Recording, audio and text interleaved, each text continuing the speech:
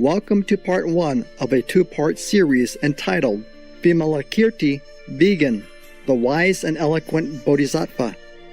Bodhisattva Vimalakirti was a renowned lay disciple and wealthy patron of Shakyamuni Buddha. He is also the legendary figure of the teaching of Vimalakirti, a scripture that is included among the classic Mahayana Sutras. His story, as well as the teachings recorded in the Vimalakirti Sutra, are important and highly respected in Buddhist history. The name Vimalakirti means pure reputation. Vimalakirti was a householder who lived in the ancient capital city of Vaisali in northeastern India some 2,500 years ago, now in the present-day Bihar. He belonged to the influential Lichavi clan and was a successful businessman who was friendly with royalty and scholars. He was also a kind and giving philanthropist. He lived in luxury, but his heart was not bound to the mundane world. With his riches, Vimalakirti generously helped the less fortunate. Nothing he had, be they material nor the name and fame, could ever possess him. He was universally loved, respected, and adored. Everything Vimalakirti did was in accordance with Buddha's teachings and to spread Dharma to people at all levels, leading them to liberation and enlightenment. In his lively and magical ways, he taught people to see through the traps of religion and seek the ultimate truth in spiritual practice. He would show up in taverns to teach the drinkers about mindfulness, and went to brothels to educate people about abstaining from sensual indulgence. For several incarnations, Vimalakirti had dedicated himself to serve the previous Buddhas. He learned the Dharma from the Buddhas face to face, receiving the full penetration of their teachings, and attained enlightenment. He had the power of a great bodhisattva and was gifted with superb eloquence. He knew the strengths and weaknesses of sentient beings to help present them with spiritual teachings.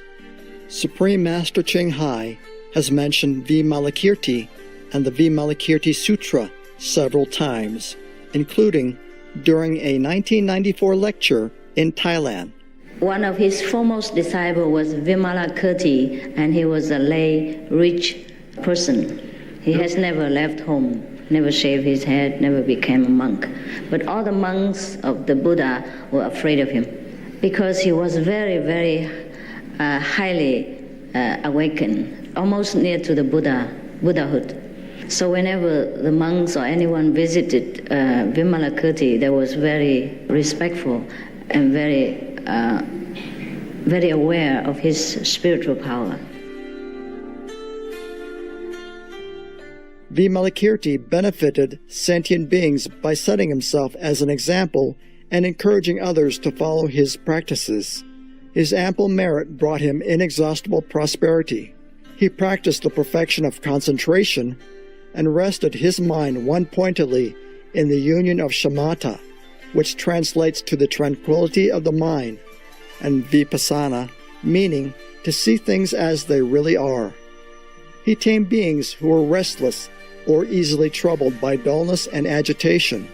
He ascertained emptiness with his wisdom and guided many beings with his insights on the selflessness of persons and of phenomena. Let's take a moment to thank Heaven for gracing us with so many beautiful, joyous days filled with divine wisdom. We'll be right back here on Supreme Master Television.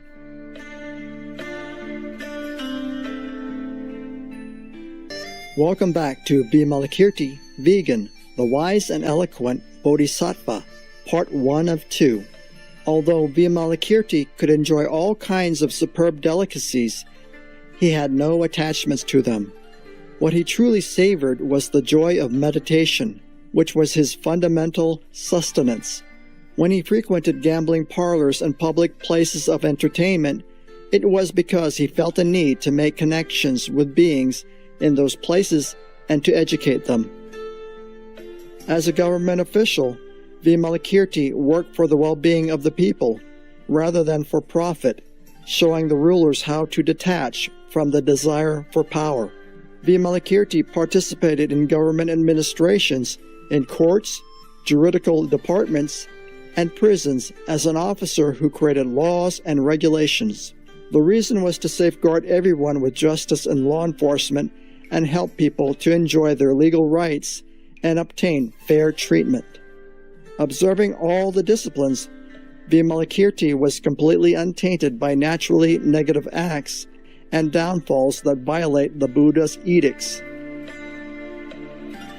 The Vimalakirti Sutra states he protected and corrected those who broke the precepts without despising or deserting them, since they were actually quite pitiable themselves. The sutra also tells how Vimalakirti, using skillful means, manifested becoming ill himself, prompting people to come forward inquiring after his health, so he could take the opportunity to impart the Dharma to his well-wishers. There are 14 relatively short chapters in the scene of Vimalakirti's discourse with a large assembly of bodhisattvas and Buddhist disciples during their visit to him. Through the dialogues with his visitors, he challenged their understanding and gives them instruction of true Dharma. He taught that everything is an illusion and all beings are equal. Vimalakirti then expounded to his visitors that the physical body is ephemeral and subjected to ailment and deterioration. Instead, we should be concerned with the body of the Dharma that is born with wisdom and compassion. He told the crowd that the Dharma body can be developed and evolved through lifetimes of spiritual cultivation, leading all beings to eternal peace. Everyone who heard his speech was heartened and felt more encouraged, sincerely vowing to develop the wonderful body of the Buddha in themselves. In the beautiful and serene Amrapati Park in the city of Vaishali, Shakyamuni Buddha was teaching the Dharmas to a big assembly. Marveled by the spectacular miracles that Buddha showed them, the crowd were encouraged to pursue transcendence and liberation to the pure Buddha field, the wonderful, impeccable, beautiful, free, happy, and pure land that everyone is longing for.